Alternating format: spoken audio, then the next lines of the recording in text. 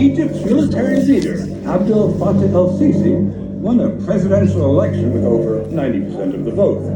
The suspension of the popular and controversial program was announced just minutes before it was due to go on the air. The controversial comedian dubbed Egypt's Jon Stewart has been yanked off the air after getting a little too tongue-in-cheek with Egypt's military. Labeled an infidel and a traitor, Yusuf announced his show was canceled permanently.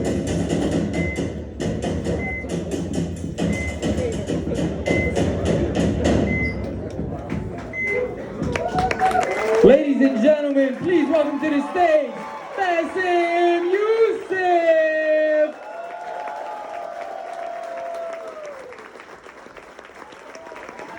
Hey! Thank you so much! Welcome, I love performing in a place full of Egyptians because they don't fucking care about the rules. It doesn't matter how many times they tell you, no photography, everybody's good. It doesn't matter. I love it, you know, and I especially love it before the show because sometimes I don't have a private bathroom. I have to go to the bathroom where everybody else go. And I would go in like midstream and people come like, can I have a selfie? And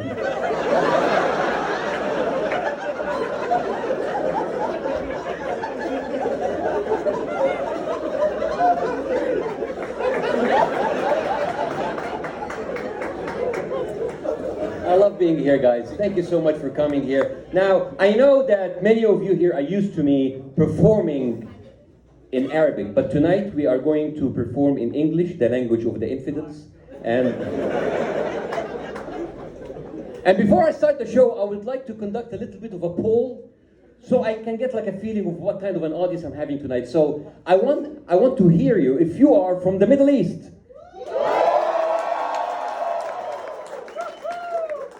That was a little bit much. I know that you are excited because back home we don't have any kind of polling or voting or democracy. But there's a thin line between getting excited and scaring the shit out of white people. Now, for the second part of my question, how many people here are not from the Middle East? We have found the hostages. Thank you for coming and taking the risk. Now, I used to ask, this question was a test, because I used to ask the question, how many white people are here? And even if there are white people in the room, they would never respond. It seems that being white is so 2015. Nobody wants to admit it anymore, which is crazy because a few years ago, we were embarrassed being Muslims from the Middle East, Arabs, because there are people who belong to us who are assholes, right? Fucking assholes, and they embarrass us. But I have to say, in the last couple of years, your white assholes has stepped up their game. And that's why recently you're having all of these things like Ancestry.com and 23andMe, because they try to find some sort of a bullshit heritage. No, I have my test. I'm not 100% white. I'm 2% Cherokee. I'm 3% penguin, you know. But tonight, it doesn't matter if you're white, if you're an Arab, if you're an infidel, it doesn't matter, because tonight we are in the theater. In the theater, you can be anything you want. And that's why I love the theater, because I can pretend to be myself. You see, the problem is that we live according to other people's expectations. We live through other people's views and opinions about us, right? And even me, I mean, I had this all my life. 8 years ago, before the comedy, before the entertainment, I had nothing to do with this. I lived according to society expectations. I was a doctor, and not just any doctor. I was a heart surgeon, fuck yeah.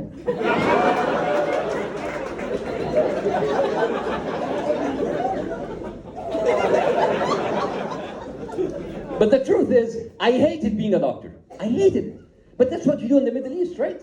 We have to rise to society expectation, your parents. And the thing is, our parents don't really force us to be doctors, right? Let's just say they gently suggested it. All the time. Right? Because in the Middle East, you're expected to be one of three things: a doctor, an engineer, or a disappointment. And it doesn't matter how many times you protest, Dad, Mom, I don't want to be a doctor. It's okay, Habibi, you don't have to be a doctor. You can be anything you want. You can be a physician, a pediatrician, a surgeon, anything. You don't have to be a doctor. Hated being a doctor. And that's why I thought, maybe if I studied so hard and I would go somewhere else, I would be happier to be a doctor in another country. So I did. I studied so hard and I was accepted in one of the most exciting, vibrant, amazing cities in America, Cleveland.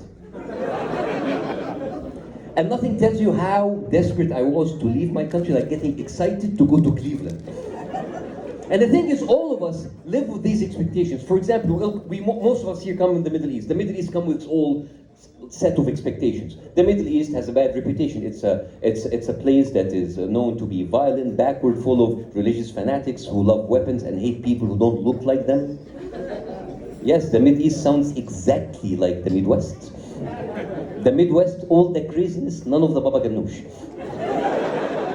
And the thing is, when you tell people you're from the Middle East, people expect automatically that you're three things at once. That you are Middle Eastern, Arab, and Muslim. That is not true. You could be Middle Eastern, Arab, and guess what? Christian, right? Because guess what? Christians do exist in the Middle East. For now.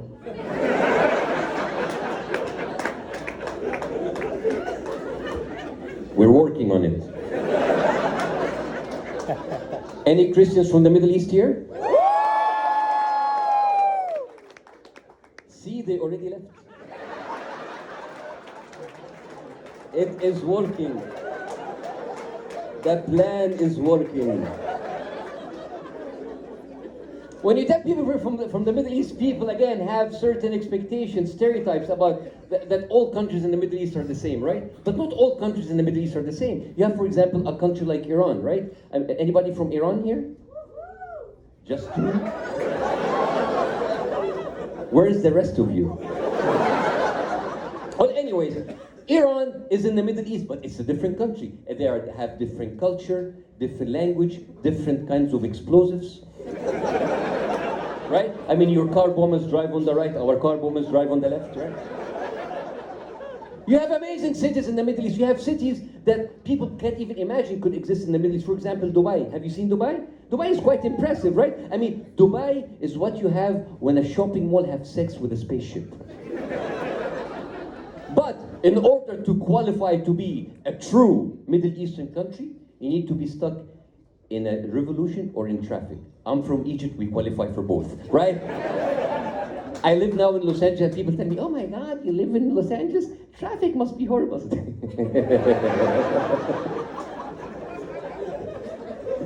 What traffic? People don't understand that actually traffic in Egypt is as ancient as our history. Let me tell you a story.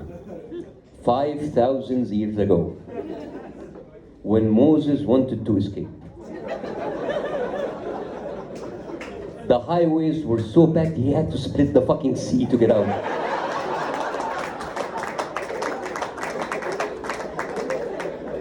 Even 8 years ago when we had a revolution, we managed to maintain our traffic jam.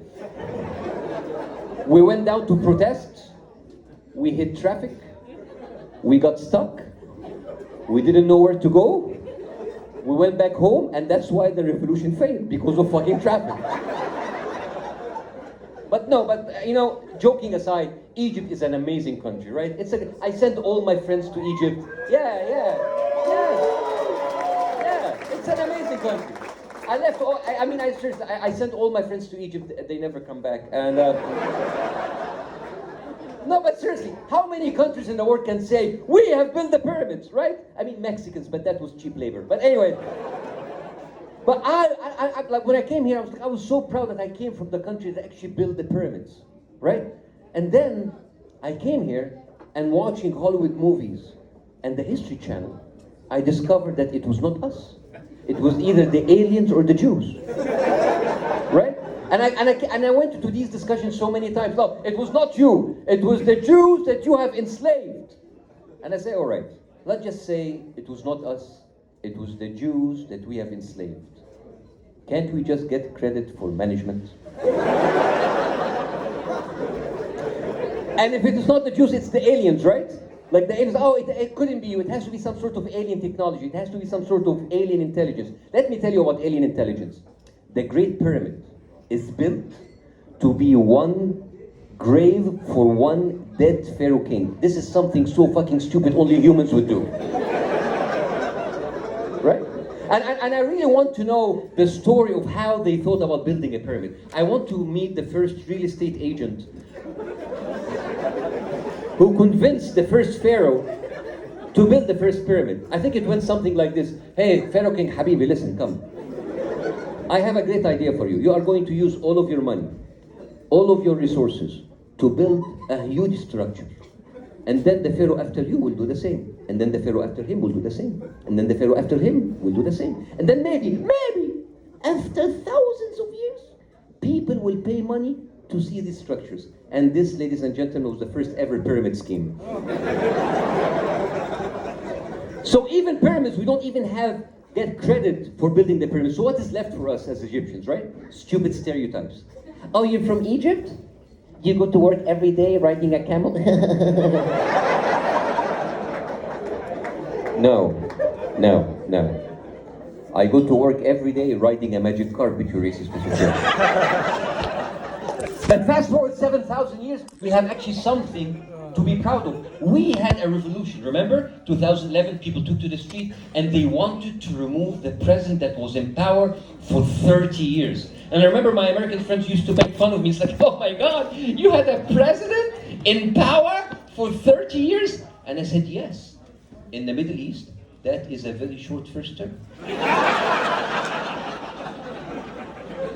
We enjoy stability. We enjoy long-term relationships with our dictators. I mean, that's much better than what you guys here have in America. I mean, look at you guys. You're changing a president every 4 years. It's like every 4 years, like, I need a new president. It's like swiping left on Tinder. I need a new president. That's why you're empty from the inside. Here's the problem with America. You have too much choice. You have too much anxiety.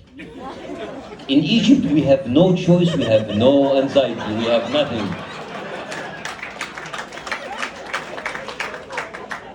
Plus, democracy is a very expensive lifestyle. Last presidential campaign, 2016, you guys spent $10 billion on campaigning. Can you imagine? America spent $10 billion and it ended up with this. $10 billion for this? Are you fucking kidding me? You know why I think this is stupid? Because $10 billion, in Egypt and in the Middle East, assholes come for free. Come into my bazaar, one asshole, 2 rugs for free.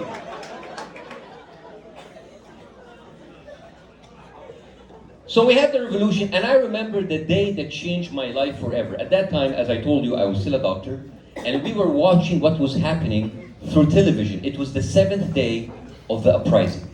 And we were watching, we were in the hospital, and at that time the protesters camped in the streets in Tahrir Square, and then suddenly there was an attack on the square. And we later know that the regime has pushed these people, the bullies, all of these thugs to go and clear the people out of Tahrir Square.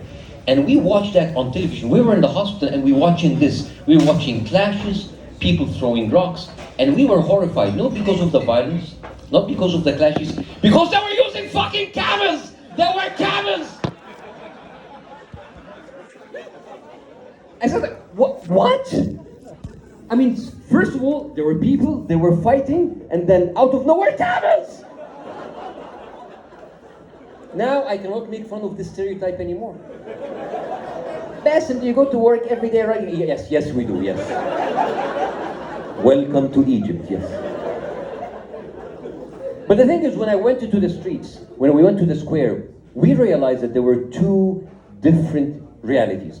The reality that was in the streets, people wanting democracy, change, people wanting a revolution to change things.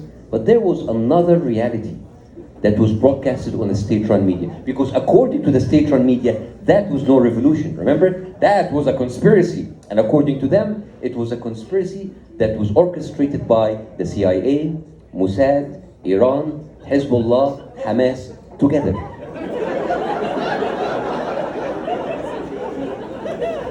We have finally achieved world peace. The shit that they were saying, it was horrible. They were saying that those people in the streets, there were no revolutionaries. They were drinking alcohol, they were using drugs, they were having sex in the street. And I was like, what's wrong with that? Because, I mean, I don't know who's the genius in the propaganda machine said, all right, you know what we should do to tell people not to go in the street? We should tell them that people are having sex in the street. And I imagine myself as a young, sexually deprived Egyptian young man, watching television. And they are telling me, these are people who want to bring the country down. And by the way, they're having sex in the street. And I will be like, fuck, I'm going. This is the kind of media we had, remember? So after the revolution ended, I said I want to do something about it. So again, I was still a doctor, but I wanted to do something. I wanted to get back at the media. So I was very fascinated with Jon Stewart, and I used to watch him on YouTube. And then I said, you know what, I'm going to do like mini episodes on Jon Stewart, kind of like the knockoff version of Jon Stewart. So it was me with a very bad hair, and it was one banner, one desk. I did like very basic editing, and I did that in my apartment, specifically in a room where we were hanging our laundry.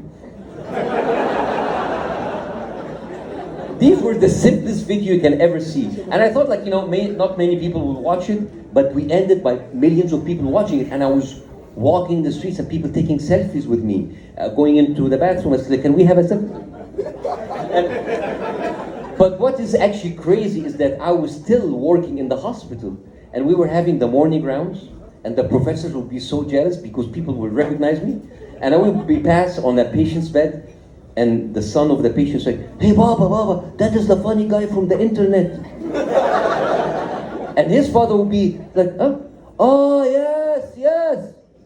Is he going to operate on me?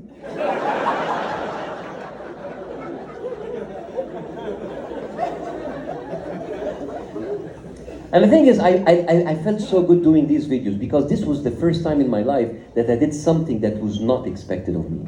I defied expectation. I was doing something that made me feel alive. As a matter of fact, that is a lie. That was actually the second time. Because remember I told you, I spent like years of my life being a doctor, being a surgeon, and I hated this life. So I needed a vent, I needed an outlet. So I had a secret life. And I found something that made me feel alive, made me feel happy. And my parents found out, and they made me to promise that I would like stop doing it. But I went back again and again. You know what I did? I danced salsa.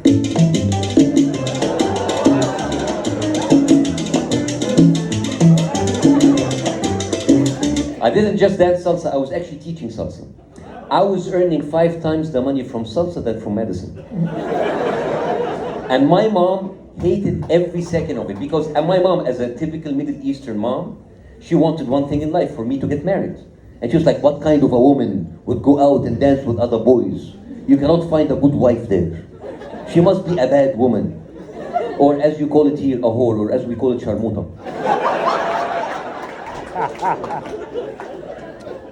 And even back in the hospital, they would, my colleagues, my professor would make fun of me. It's like, oh, a Middle Eastern man dancing. But the thing is, like, I'm not telling, this is not a story about salsa. This is a story, this is just a sample of a story to tell you that dictatorships in the Middle East don't really start from leaderships, or from presidents, or from tyrants. It starts down there, with your immediate friends and family, people around you judging you for being different, right? And everybody's like, yeah, yes, I know.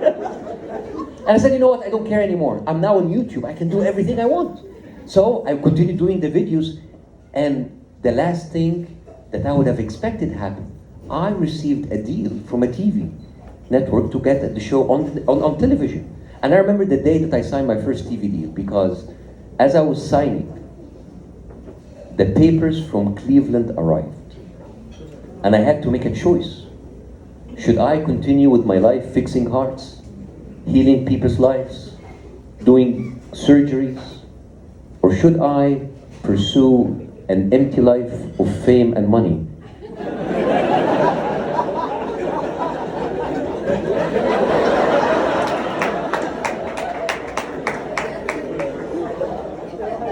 I chose the money.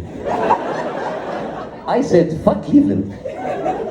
And I did it. We did the show, and it was an amazing show. We were having fun. We were making fun of authorities. We were singing. We were dancing. We were having sketches. We were making fun of who's ever in authority. And it was crazy. We were on every Friday, and millions of people watching. Half of the people hated the show, but they still watch anyway.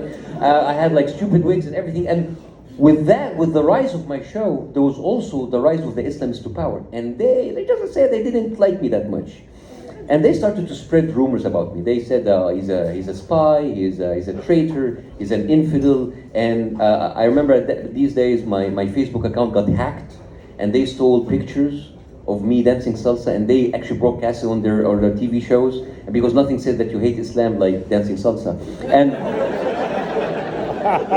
but it even got worse. One day we were in the office in the theater preparing for the next show. My producer, she came in and she said, Bassem, you need to come and see this. I went to the next room, on television, here I was in the news. The general prosecutor has issued a warrant for my arrest. My lawyer called me and said, Bassem, you need to turn yourself in. Which I did. The next day, I went and I was arrested, and it was broadcasted on CNN. Yeah, that was, oh my God.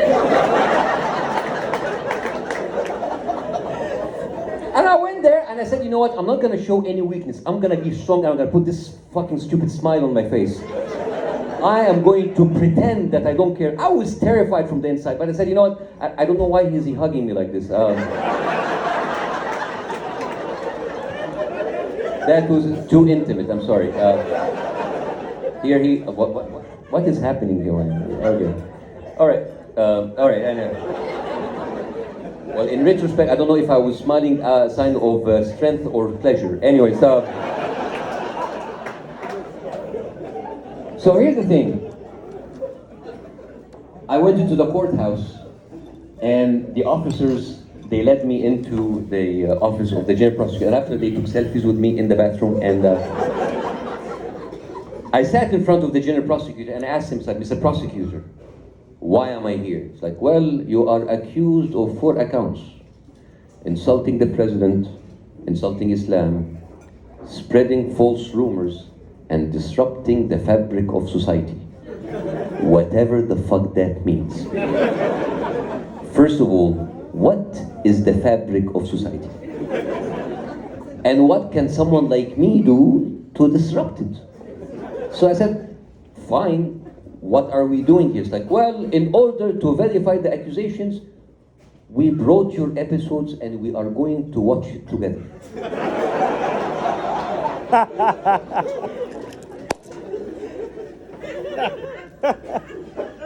And we are going to ask you to explain your jokes.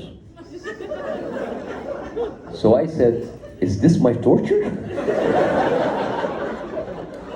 Sure enough, we sat down, they brought my episodes, and they were recorded not on a hard disk, not on a flash drive, but on those 700 megabyte CDs. Remember those? Yeah, those pieces of shit, you know? Yeah. And they attempted to play the CDs on a desktop computer using Windows 95 operating system.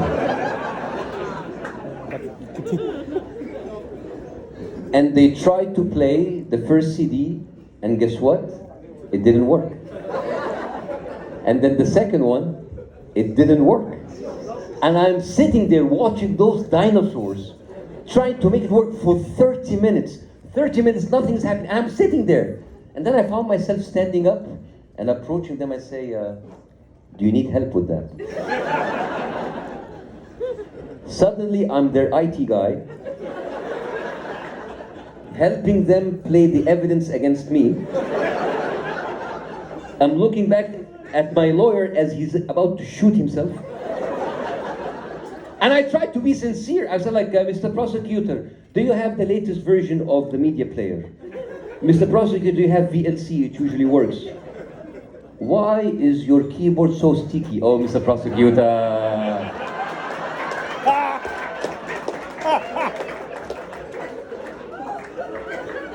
And again, for 20 minutes, I tried to work it, and it didn't. So I said, all right, I guess the investigation is over. And no one was laughing. And the guy's like, no, we have backup. It's like, what? Yes, we have transcripts of all of your jokes and we are going to read it to you. And I hate it when bureaucracy is so prepared.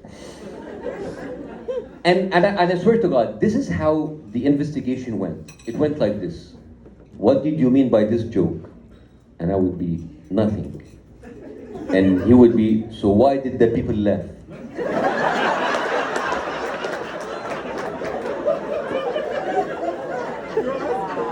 And I would be, why don't you fucking ask them? And we went like this for 6 hours. I swear to God, 6 hours in that room, discussing fucking jokes. And I think at the end of the investigation, they discovered how stupid this was, and they released me on bail. And I went home and said, yes, I'm invincible. Nobody can do anything for me. And then a few weeks after that, there was a regime change. Let's just say it was a soft coup. So basically, they removed the Islamists, and the military came in place. So just for the people who don't get the reference, basically we had people who were abusing democracy, and then we have people who are fucking democracy in the ass. And it took me one episode to make fun of the new leadership to have my show cancelled. And then I went a few months ago, I went to another network, and then a few shows later I was cancelled again. But what was happening is that the kind of pressure that we had as we were doing the show, it was unbearable. There were people coming in, putting my theater on the siege, or people burning my pictures in front of outside the theater, calling me all kinds of names. But with all of that, my favorite picture, my favorite sign is this one. Egyptian people hope Bassem Youssef to go to the hell. We hope.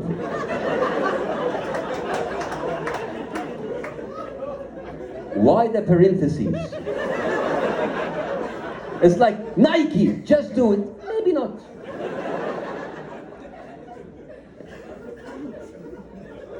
To go to the hell. I think they did grammar check using Windows 95 operating system. And a few weeks later, I had to escape. My lawyer said, listen, they're coming to you. You have to leave Egypt right now, which I did. I left Egypt, I escaped. That was the last time I saw Egypt. I came here, I landed in America. And I remember the first thing that I saw when I landed in Los Angeles. I looked up, there was a monitor, and Donald Trump was advancing in the polls. And I was like, fuck my life.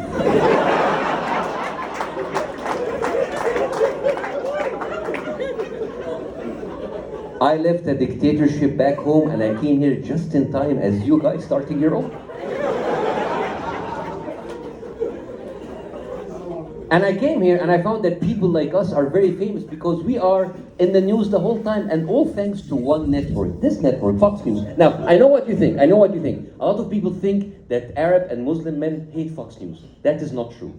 Arab and Muslim men, we love Fox News because it's the only place on the planet where white, blonde, beautiful women talk about us the whole time. They are obsessed with, we don't get this kind of attention from any other women like this. They're like, Muhammad the terrorist, she's talking about me. Say my name, say my name. But you know what's funny is that what really bothers me about Fox News is that they speak shit about us the whole time, and when it comes lunch hour, they are lining in 6th Avenue in front of a falafel truck. You can't do that. You can say, all right, I'm gonna have the falafel and the tahina and people on the side. You can't do that. We come with the meal, motherfuckers. We come with the meal.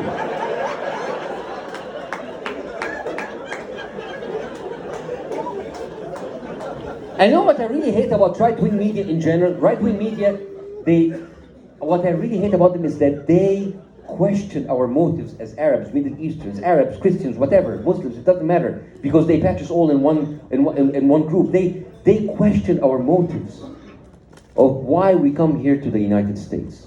They always say, those Arabs, those Muslims, they're coming here for our culture. They're coming here for our values.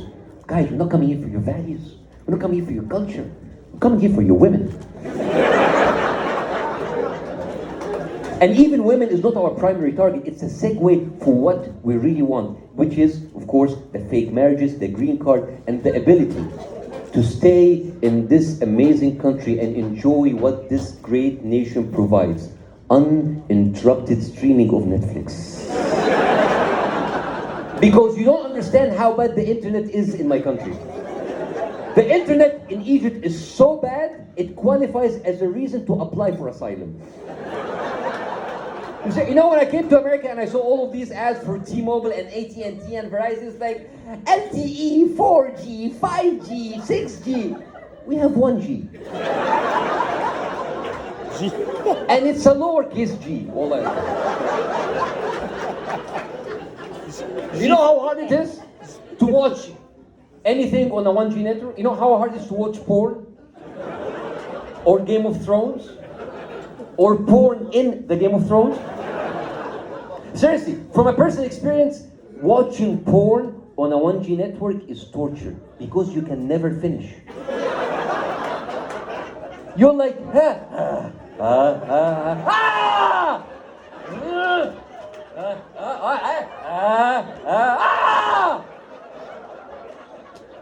You know, in Egypt, this is called buffering. Oh Allah.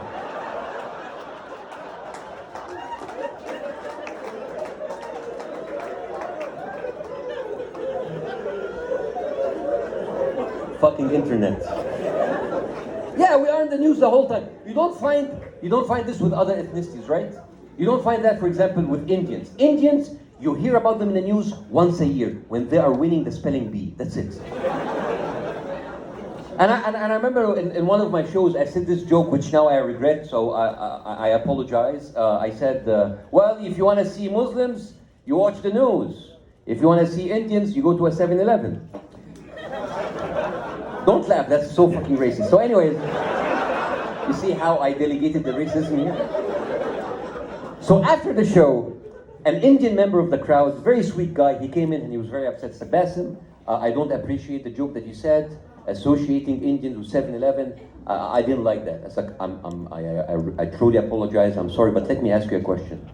You're offended by 7-Eleven? He said, yes. We've got 9-11. We will take 7-Eleven any day of the week.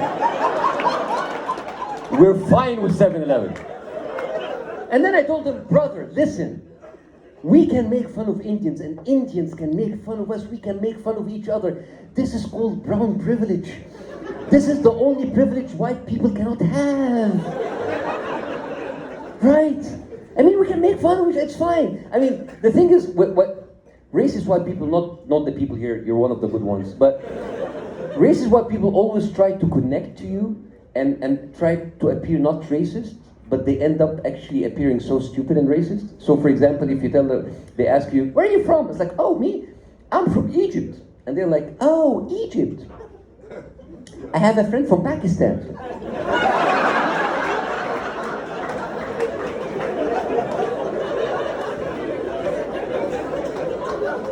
Where do I begin?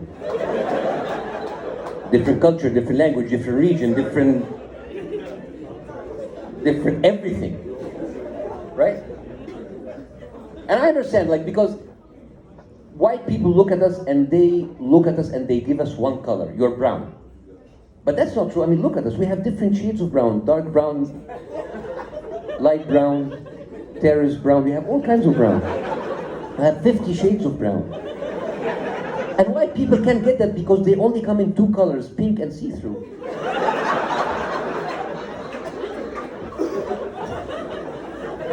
White people in the house, I appreciate how you're accepting the joke. Thank you for accepting, for being the butt of the joke. Thank you. We've always been the butt of life, so that's fine. But I understand, listen, I understand why people might be scared of us, because we have to be honest. There's a lot of people who belong to our ethnicities, our religion, our part of the world, who are fucking assholes. They're blowing shit up, they're doing suicide bombing, which I don't understand, and they do all of that because they believe that if they did that, they would be rewarded in the second life with rivers of alcohol and sex with as many virgins as they want, right? And a lot of people are like, oh my God, that is so fucked up. It's like, well, think about it. I mean, unlimited supply of alcohol and virgin sex, also known in America as college.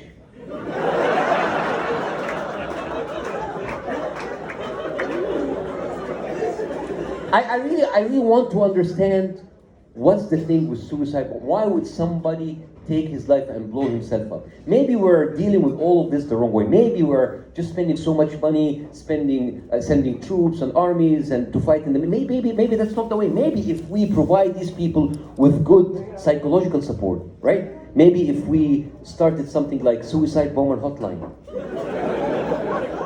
Hello, this is suicide bomber hotline. How may I help you? Hello? Yes! How long have you been wanting to blow yourself up in the name of Allah? 10? 10 what? 10 months, 10 weeks, 10 days? 10, 9, 8.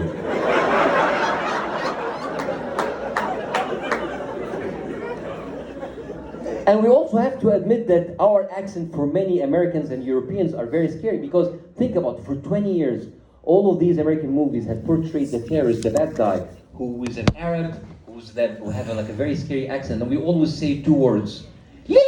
Oh, that's it. That's the whole vocabulary of our language, right? And because of 20 years of exposure, any Arabic accent now is scary, and that's why now on your phone you have apps like Google Maps and Waze, and they come with every single dialect except the Arabic dialect. Because how would this sound, right? In 200 feet, turn left. Or you are arriving to your destination in 10, 9, 8.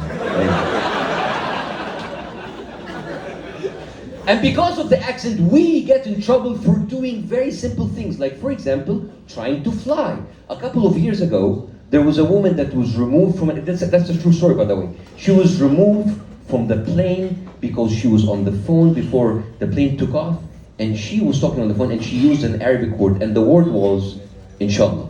Now, for the people who don't understand the meaning of this word, literally, inshallah means if God wills. Practically, if used by an Arab, it means it's never gonna happen.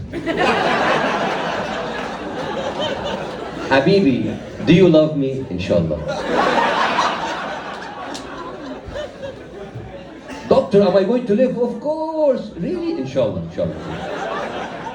And because of the accent, you hardly find any Arab pilot on domestic airlines. If you're flying Delta, JetBlue, American Airlines, whatever, you can never find the name or hear the name of an Arab pilot greeting you, because that would cause chaos. Can you imagine? Ladies and gentlemen, this is your captain speaking. My name is Osama bin what? Osama bin what? Osama bin Johnson? I don't know, maybe I'm wrong. Maybe there are Arab pilots, but they're using fake names. They're using alias names, right? Like, ladies and gentlemen, this is your captain speaking. My name is Tom Hanks. I have this crazy accent because I come from Alexandria, the one in Virginia, not in Egypt. I don't know where that is. Anyway, sit back and relax, and we are going to be landing, not crashing soon. This is going to be a very smooth and safe flight, inshallah.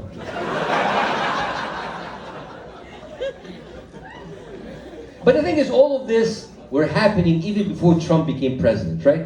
I mean, I don't really hate Trump that much. I know what you think. Yes, you think that he's racist, he's bigoted, he's a horrible human being, he's incredibly dull and stupid. He reminds me of home. But because of Trump, I actually got my first job in America. I was working in a small network in America called Fusion TV. And they said, well, Trump is going to accept the run for president, to be president in the RNC, the Republican National Convention. If you remember, he was there accepting the run for presidency. And they told me, Bassem, I'm gonna go and cover him. I was like, great, I'm coming from Egypt, you're sending me to cover Trump, whatever. All right, where is this convention? And they said, Cleveland. I said, fuck! So I went to Cleveland, after all, and I took a picture of Trump. This is me and Trump having a picture together. This is me having a selfie with him. And the thing is, everybody was focused about Trump. But there was another politician who took the stage who scared the shit out of me. And I think most of you know this guy, Newt Gingrich, right? And this guy had a 15-minute speech. And the first 9 minutes, he said the most horrible things about Muslims in the world. He said, like, they're killing people in Sweden, they're killing people in Finland, they're killing people in Germany, in France. And then at minute 9, he changed the narrative. He started to say this. We have nothing to fear from the vast majority of Muslims in the United States or around the world. The vast majority are peaceful. They are often the victims themselves. There are people we'd be happy to have as our friends and neighbors. Pew Research finds that only 9% of Muslims in Pakistan view ISIS favorably. Yes, most of us are peaceful. We could be your neighbors, your friends. We are usually the victims of violence and terrorism. I mean, only 9% in Pakistan view ISIS favorably. I mean, come on, what is 9%? Unfortunately, 9% is 16 million people.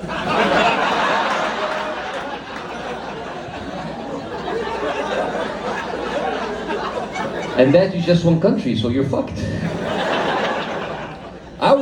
After this speech, I said, like, I can't take this anymore, I need to leave. I went out of the arena, I jumped into the elevator, and I went into the elevator as his speech ended, and like, dozens of people coming out of the arena and riding the elevator with me, right? Getting the elevator with me. And then suddenly I'm here, I'm surrounded with all happy, elated, racist, pink and see-through people. And they are with me in the elevator, and I am trying to be as invisible as possible. But then, one lady in the elevator started to look at me and she said, "Hi." And I was like,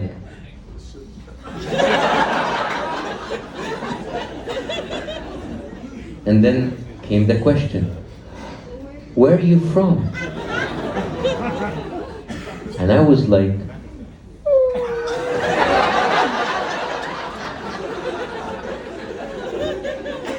"The planet."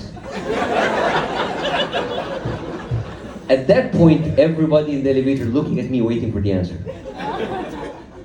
I said, "No, really, where are you from?" So I hesitated for a while and I said, "I'm from Egypt." I said, "Oh, Egypt, I have a friend from Pakistan."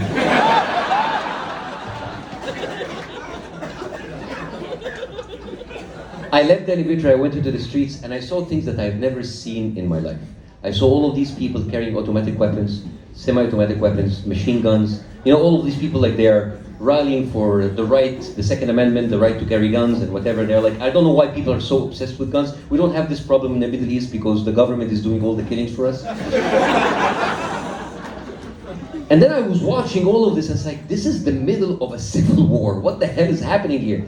But this is what fascinated me. I saw this sign, "Guns save lives," right? This is part of the rhetoric that people use to defend them wanting to have guns, right? They say things like, I'm sure that you heard these arguments before. They say the solution for guns is more guns, right? Or it takes a good man with a gun to stop a bad man with a gun, right?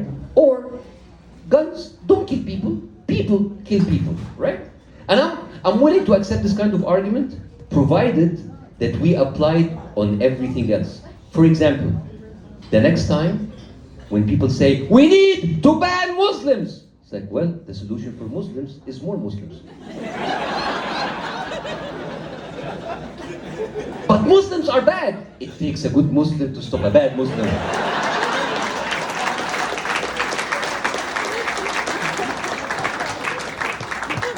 But Muslims are killing us. No, Muslims don't kill people. Suicide bombs kill people. But we don't get this kind of argument. We get the other kind of argument. You know what argument do we get? We get what I call the bowl of M&M's argument. You know this one? They say, all right, the vast majority of Muslims are peaceful, but a few of them are dangerous and can kill us. So imagine if you're sitting in front of a bowl of M&M's, and you knew that 3 of the M&M's are poisonous. Would you still eat the bowl of M&M's? Right? First of all, comparing and associating Muslims with M&M's is literally the sweetest thing anybody said about this.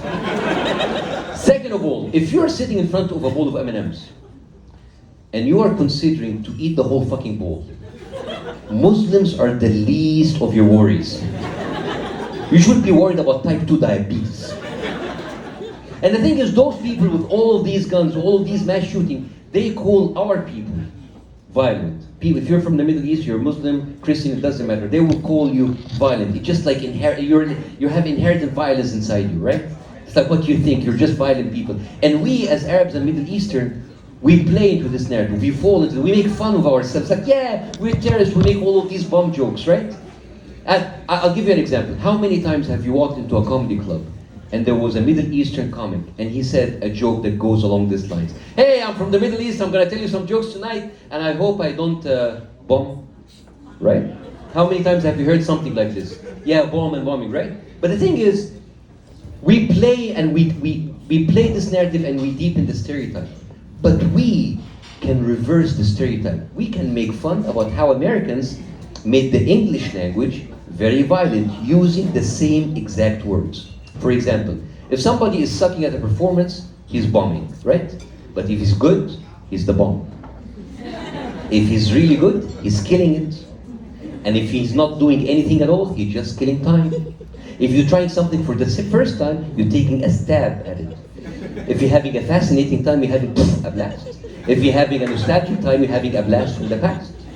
If you like a girl, you hit on her. If you're smoking marijuana, you're taking a hit. If a song is successful, it is a hit. If you're exaggerating, you're blowing things out of proportion. If something fascinates you, it's blowing your mind away. If something is trending, it's blowing up. If you're giving a chance and you lose it, you're blowing it. If you're giving money and you lose it, you're blowing through it. If you're having a cold, you blow your nose, and if you're doing cocaine, you're doing blow, and even the highest level of your sexual satisfaction is when somebody blows you. So let's review: bombing, killing, blast, stab, blowing, hit. And with a language like this, you call my people violent? Fuck you guys. I'm sorry, I didn't mean to insult anybody, but you see, I don't know. I get nervous living in this country with my new family. You see, I have a small family, and my daughter, she's 7. She always asks me, Dad, why aren't we represented better in the media? She loves superheroes. It's like, why can't we have our own superhero? So you know what? You're right. We need a superhero from the Middle East, and his name will be the Middle Beast.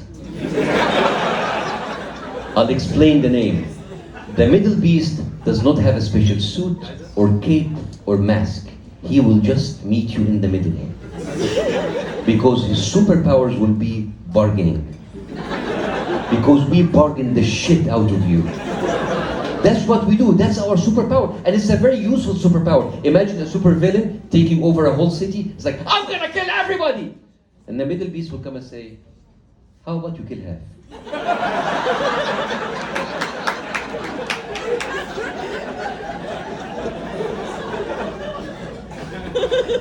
We even bargain with God, right?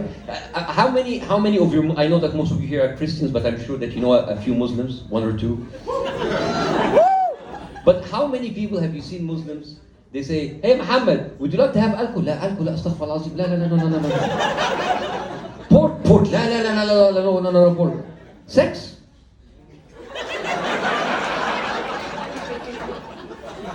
يلا بينا.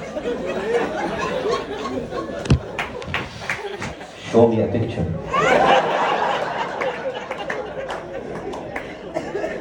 We bargain with God Himself. We bargain with God. Let me give you an example.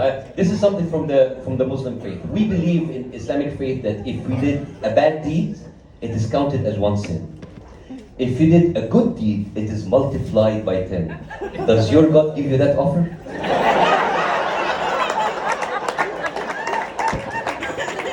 And that is why you infidels are going to hell, because you can never catch up.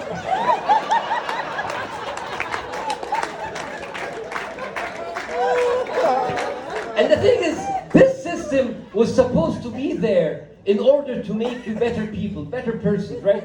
But some of us has made this into a crazy point system, right? So some of us will go like, all right, today I cheated on my wife, I stole money from my boss, I was horrible to my neighbor, but I prayed twice times 10 equal 20 minus 5 to the power of 15 to the square root of 42.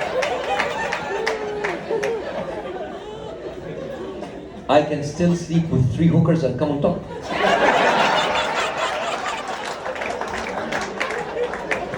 And if I slept with all of them together, it would be counted as one sin.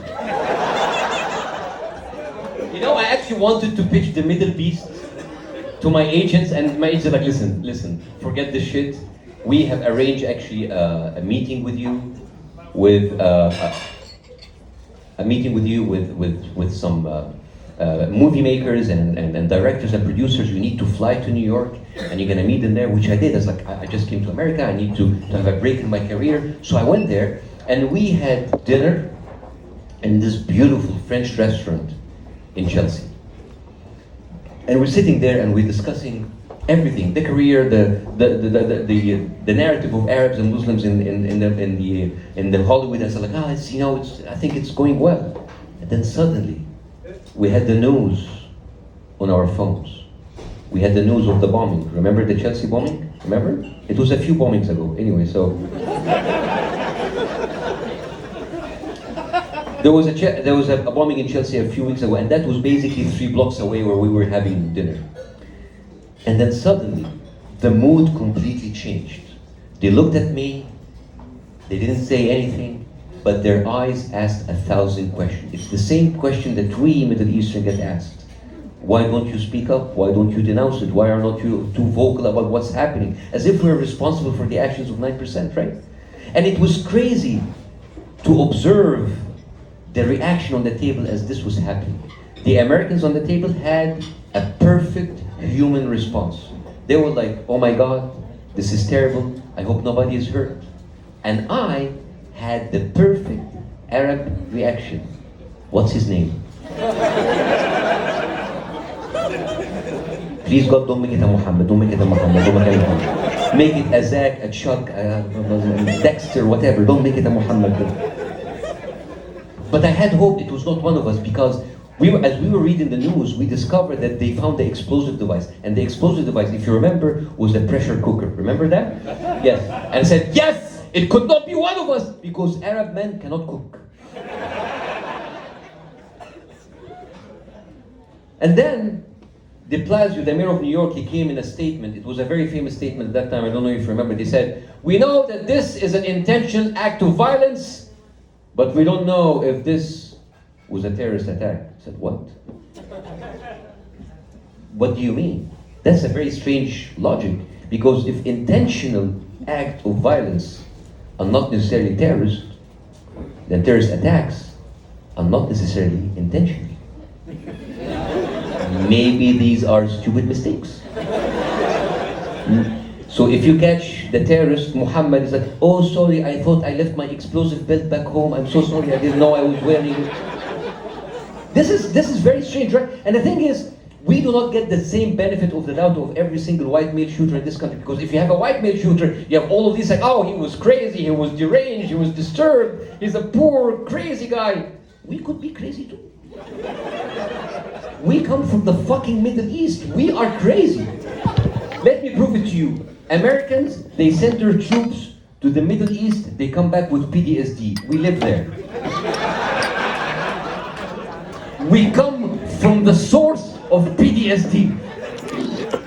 And the way that Americans use the word crazy, they use it about everything. Oh, it drives me crazy, it drives you crazy, it drives me crazy, right? For example, America, you have one day a year when you have dinner with all of your family, Thanksgiving. It's like, oh my God, I have to have dinner with all of my family. That will drive me crazy. That's our life, every meal, every day, for the rest of our life.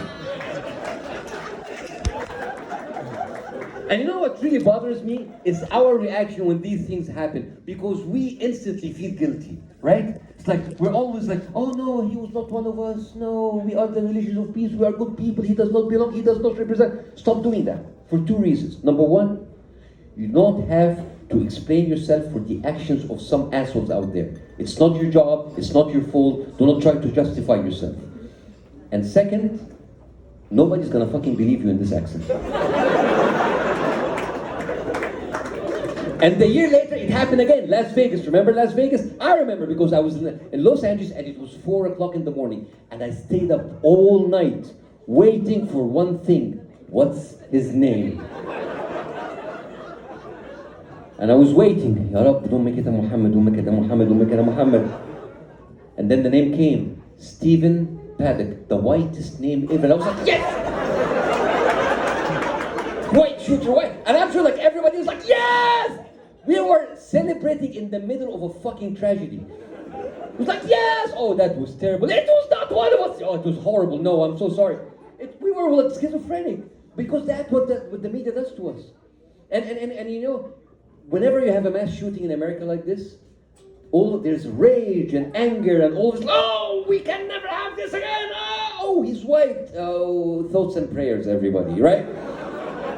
Because if the Las Vegas shooter were the Middle Eastern, we would have been banned from Las Vegas. You know what's the problem from being banned from Las Vegas? Our friends from Saudi Arabia will have no place to spend their money. Right? And the thing is, the way that the media talks about white shooters, they're like they